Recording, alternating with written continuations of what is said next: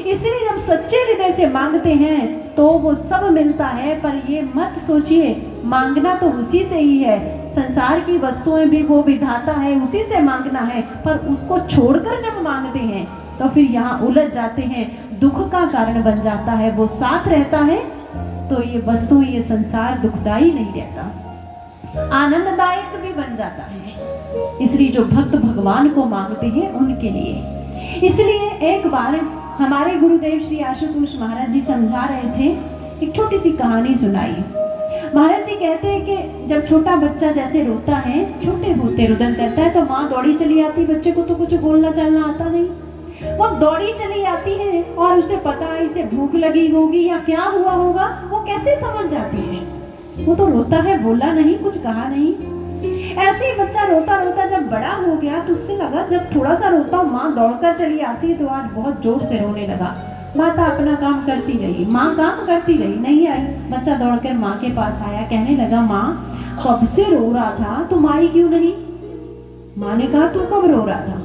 उसने कहा माँ मैं तो कब से रो रहा था, जब मैं छोटा रोता था तो तुम दौड़ी चली आती थी, आज जितना रोया पर तू एक बार भी मेरे पास नहीं आई। तो माँ ने कहा बेटे मैं तुम्हारी माँ हूँ, तब तुम असली में रोते थे, तब मैं दौड़ी चली आती थी, आज तुम नौटंकी कर रहे थे इसलिए तुम्हें दौड़कर आना पड़ा, मैं नहीं आई।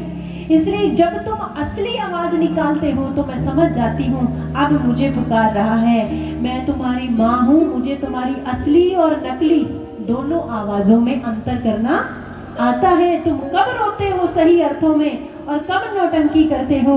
ऐसे भगवान है, वो नारायण है, वो कब नौटंकी करते हैं, हम हाथ जोड़कर सारा दिन मुखौटे बदलते बदलते भगवान के पास आकर भक्त का पहन लिया, वो सारे दिन के मुखौटे समझता नहीं क्या, कब कहाँ क्या करके आए थे, अब भक्त का मुखौटा पहन लिया तो उसे भ्रमित करने की हम कोशिश कैसे करते हैं। सज्जनों वो भ्रमित नहीं होता, जब दिल से पुकार उठती है, जब हृदय से भाव उठते हैं, दुआ जब दिल से होती है तो मंजूर खुदा होती है। पर मुश्किल तो ये है कि वो दुआ बड़ी मुश्किल से होती है, वो इतनी आसानी से होती नहीं। जितना आसानी से हम भक्त बन जाते हैं इतना आसान होता नहीं।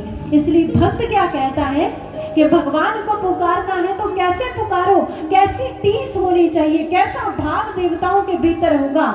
जो भगवान प्रकट हो गए और इतना बड़ा आशीर्वाद दे दिया, भगवान को कैसे भाव चाहिए, कैसी टीस, कैसी पुकार, आइए श्रवण करते हैं।